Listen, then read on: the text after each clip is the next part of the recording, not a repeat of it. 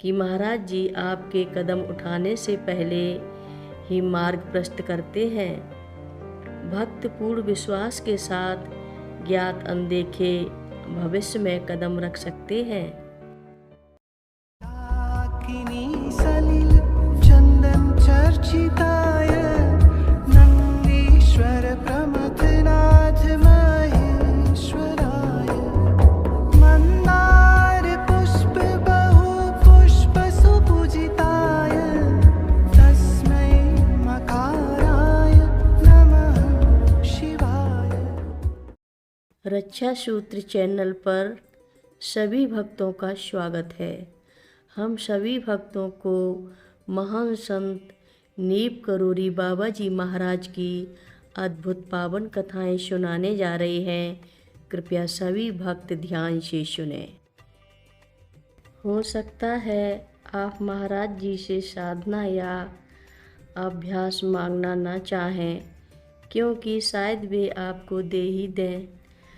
Colony वाले बाबा जी ने महाराज जी से एक साधना मांगी तो महाराज जी ने एक 4 फुट का एक वृत्त जमीन पर बनाया और उनसे कहा कि उस घेरे में मेरे लौटने तक रहना, ये साधना है।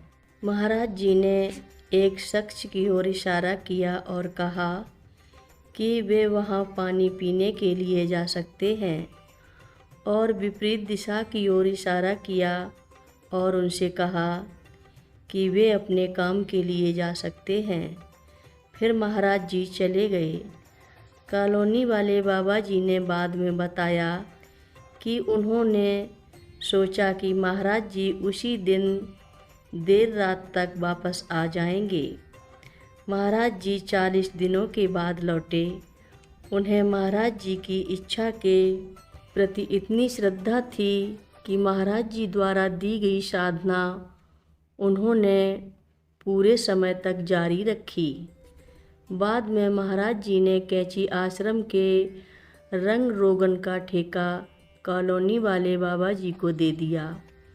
हिंदी में कॉलोनी वाले बाबा का अर्थ है जो रंग रोगन करता है। ये कहानी मैंने वृंदावन में सालों पहले सुनी थी, इसलिए यह स्पष्ट है कॉलोनी वाले बाबा ने आश्रम को नीले रंग में रंगना शुरू किया। महाराज जी चले गए। कुछ समय बाद रंगाई पुताई का काम पूरा हुआ और महाराज जी वापस आए। उन्होंने बहुत कठोरता से कॉलोनी वाले बाबा जी को फटकारा और कहा कि उन्होंने आश्रम को बर्बाद कर दिया है। महाराज जी ने उन्हें मूर्ख और बेवकूफ़ जैसे अपशब्द कहे और कहा कि वे आश्रम को किसी अन्य रंग से रंगें। तो कॉलोनी वाले बाबा जी ने पूरे आश्रम को हरे रंग से रंग दिया। महाराज जी के लौटने पर दोबारा कॉलोनी वाले बाबा जी की आलोचना की और उन्हें कई अपशब्द कहे और कहा कि उन्होंने आश्रम को फिर से बर्बाद कर दिया और उन्हें फिर से आश्रम को एक अलग रंग से रंगने के लिए कहा।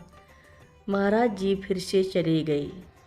कॉलोनी वाले बाबा जी ने अब आश्रम को गुलाबी रंग में रंगा। लौटने पर दोबारा महाराज जी ने कॉलोनी वाले बाबा जी को बुलाकर आश्रम को बर्बाद करने के लिए डांटा और उनसे एक बार दोबारा आश्रम को रंगने के लिए कहा। महाराज जी फिर से चले गए। इस बार कॉलोनी वाले बाबा जी ने आश्रम पीले और नारंगी रंग में रंगा। जब महाराज जी लौटे तब उन्होंने कहा, बहुत अच्छा है। मैं रंगों के और उनके रंगे जाने के सिलसिले के बारे में सुनिश्चित नहीं हूँ, लेकिन यह कहानी कॉलोनी वाले बाबा के लिए महाराज जी के प्यार को दर्शाती है, क्योंकि इस तरह से महाराज जी कॉलोनी वाले और उनके परिवार को रोजगार और कैची आश्रम में एक लंबे समय के लिए रहने की जगह दे गई। महाराज जी की विकल्प सूची आपके भीतर की विकल्प सूची से कहीं ज़्यादा बड़ी है।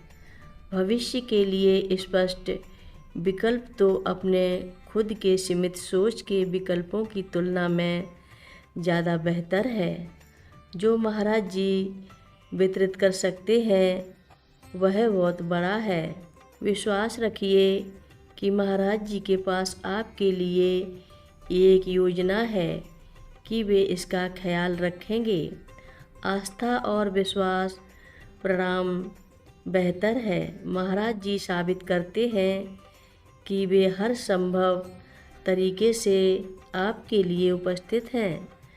सबसे बेहतर विश्वास यह होगा कि महाराज जी आपके कदम उठाने से पहले ही मार्ग प्रशस्त करते हैं। भक्तिपूर्ण विश्वास के साथ ज्ञात अनदेखे भविष्य में कदम रख सकते हैं। हर रोज़ महाराज जी की कथाएं सुनने के लिए रक्षा सूत्र चैनल को अवश्य सब्सक्राइब करें, शेयर करें और लाइक करें। घंटी बजाना ना भूलें। कमेंट बॉक्स में लिख भेजें, जय नीव करोरी बाबा जी महाराज। बोलो नीव करोरी बाबा जी महाराज की जय बोलो।